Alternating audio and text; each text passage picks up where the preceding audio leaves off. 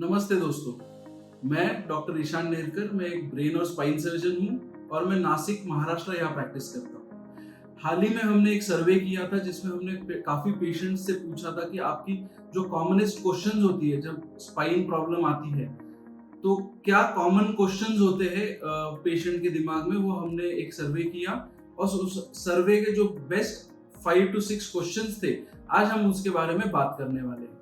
तो सबसे पहला क्वेश्चन और जो सबसे कॉमनेस्ट क्वेश्चन था वो था कि is spinal slip disc problem curable.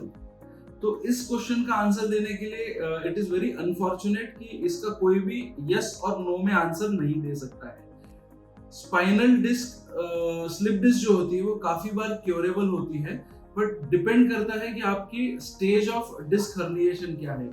अगर डिस्क बल्ज है, एक मिनिमल स्लिप डिस्क अगर है, तो इन पेशेंट में यूजुअली काफी अच्छे रिजल्ट्स पाए जाते हैं। जबकि अगर कोई ऐसा पेशेंट है जिसमें बहुत ज्यादा सीवियर स्लिप डिस्क है, ऑलरेडी वीकनेस डेवलप हो चुका है, ऑलरेडी चलने में दिक्कत आ रही है, तो उनमें क्योर जो होता है वो यूजुअली एक लिमिटेड होता है अगर नॉन सर्जिकल देखा जाए तो। और अगर सर्जिकल ऑप्शन लिया जाए तो ये क्योर काफी हद तक पाया जा सकता है। तो ये था पहले क्वेश्चन का आंसर कि is spinal slip disc problem curable. जो सेकंड मोस्ट कॉमन क्वेश्चन था वो था कि हमें कैसे पता चलेगा कि हमारी जो स्लिप डिस्क की प्रॉब्लम है वो हील हो रही है। तो सबसे कॉमन प्रॉब्लम जानना ये जरूरी है कि क्या सिम्टम्स थे आपके। आपको यूजुअली बैक पेन रहेगा, हाथों पैरों में मूंगी आ रहा होगा, या फिर रेडिएटिंग पेन होगा। अगर आप गौर से देखेंगे और over the period of time जैसे ही आप फिजिकल एक्सरसाइजेस कर रहे हो, अगर ये पेन कम होता है, जो आपके ओरिजिनल सिम्टम्स है, अगर ये धीरे धीरे अगर कम हो रहे हैं, तो डेफिनेटली आपका स्लिप डिस्क का प्रॉब्लम जो है वो हील हो रहा है। थर्ड इंपॉर्टेंट थिंग हमेशा हमें पूछी जाती है कि सर एमआरआई करना जरूरी है क्या।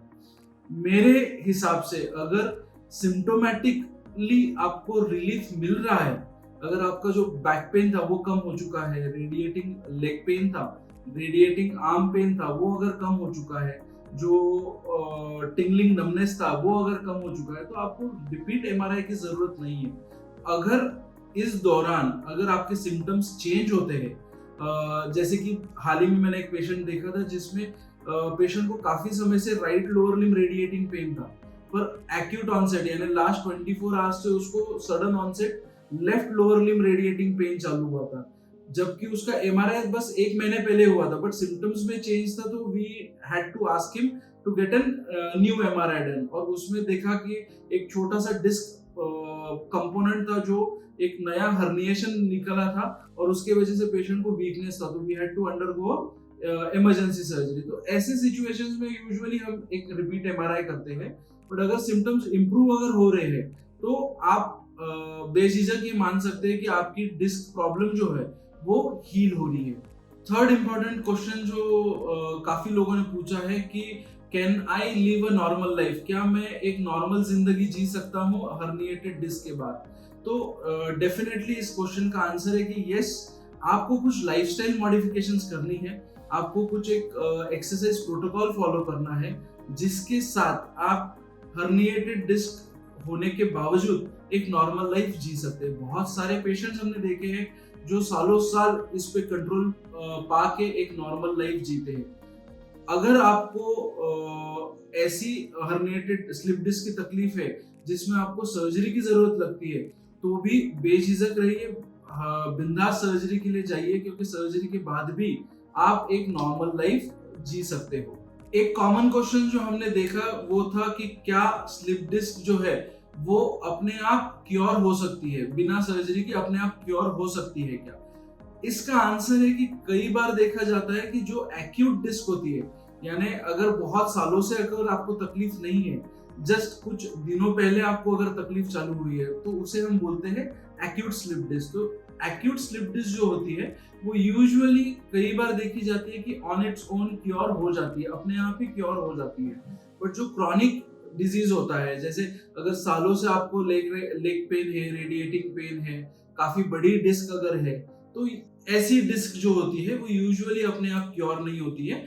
इनको यूजुअली नॉन सर्जिकल मैनेजमेंट, या फिर अगर नॉन सर्जिकल मैनेजमेंट फेल होती है तो सर्जिकल मैनेजमेंट लग सकती है। तो इस क्वेश्चन का आंसर देना थोड़ा सा ट्रिकी होगा कि क्या स्लिप डिस्क अपने आप क्योर हो सकती है। कई बार अगर इसका एक ही तरीका होता है जानने का कि आपके सिम्टम्स कैसे हैं। सिम्टम्स पे फोकस करना जरूरी है। अगर सिम्टम्स खराब हो रहे हैं तो इसका मतलब है, अगर सिम्टम्स बढ़ रहे हैं आपके, तो इसका मतलब है कि आपकी स्लिप डिस्क जो है वो खराब और ज्यादा तकलीफ हो रही है, और इसको आपको इवेल्युएट करना जरूरी है। इस पे आपको सर्जिकल डिसीजन या फिर स्टेरॉइड इंजेक्शन का डिसीजन लेना जरूरी है।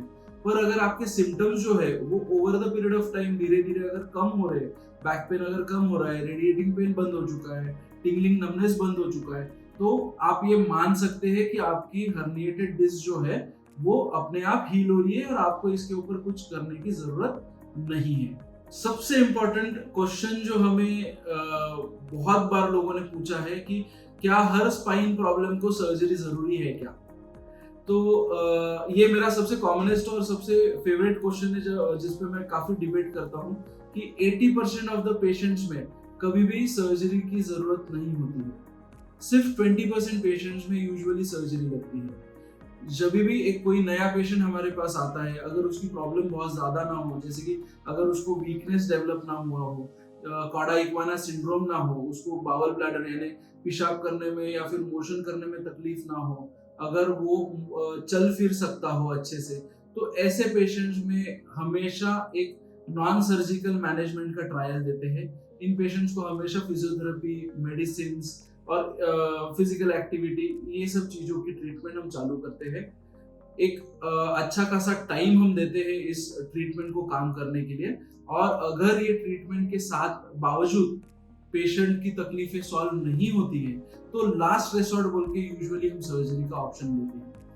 पर कई सेट ऑफ पेशेंट्स होते हैं जो हमारे पास ऑलरेडी वीकनेस लेके आते हैं, चलने में दिक्कत होती है, बहुत ज्यादा स्पाइनल कॉर्ड पे कंप्रेशन होता है, स्पाइनल कॉर्ड में ऑलरेडी चेंजेस दिखाई देते हैं, या फिर ऑलरेडी बावल ब्लैडर यानी पेशाब करने में तकलीफ होती है, या फिर मोशन करने में तकलीफ हो रही है। इसे हम कॉडा इक्वाना सिंड्रोम कहते हैं। या फिर अपर सर्वाइकल रीजन में, जब ऊपरी हिस्से में मनके में जब गर्दन की मनके में जब प्रॉब्लम है और उसकी वजह से हाथों पैरों में मूंगी आ रही है, इम्बैलेंस हो रहा है, तो यहाँ पे हम देखते हैं कि कंप्रेशन बहुत ज्यादा होता है, और ऐसे कंप्रेशन में यूजुअली नॉन सर्जिकल मैनेजमेंट काम नहीं करती है। तो ऐसे पेशेंट में यूजुअली हम सर्जिकल ऑप्शन जल्द से जल्द लेना प्रेफर करते हैं, ताकि जितना जल्दी सर्जरी का ऑप्शन लेंगे उतना जल्दी स्पाइनल कॉर्ड को हीलिंग के लिए टाइम मिलेगा। तो यस, जहां सर्जरी जरूरी होती है वहां आपके स्पाइन सर्जन आपको सजेस्ट करेंगे कि आपने स्पाइन सर्जरी करनी चाहिए। आप स्पाइन सर्जरी के बारे में बेझिझक डिसीजन ले सकते हैं, क्योंकि स्पाइन सर्जरी आज की दौर में एक सेफेस्ट ऑप्शन है। हमने काफी वीडियोस किया हुआ है treatment protocols of spine surgery के बारे में, उनको आप जरूर देखिएगा। और अगर स्पाइन स्लिप डिस्क या फिर हर्निएटेड डिस्क या फिर स्पॉन्डिलोलिसिस के बारे में आपको अधिक जानकारी अगर चाहिए तो नीचे दिए हुए नंबर्स पे आप मैसेज कर सकते हो, व्हाट्सएप कर सकते हो, आपके रिपोर्ट्स हमें भेज सकते हो ताकि हम सेकंड ओपिनियन आपको दे सके, या फिर नीचे दिए हुए कमेंट बॉक्स में आप कमेंट कर सकते हो। We will try and get back to you as soon as possible. Thank you.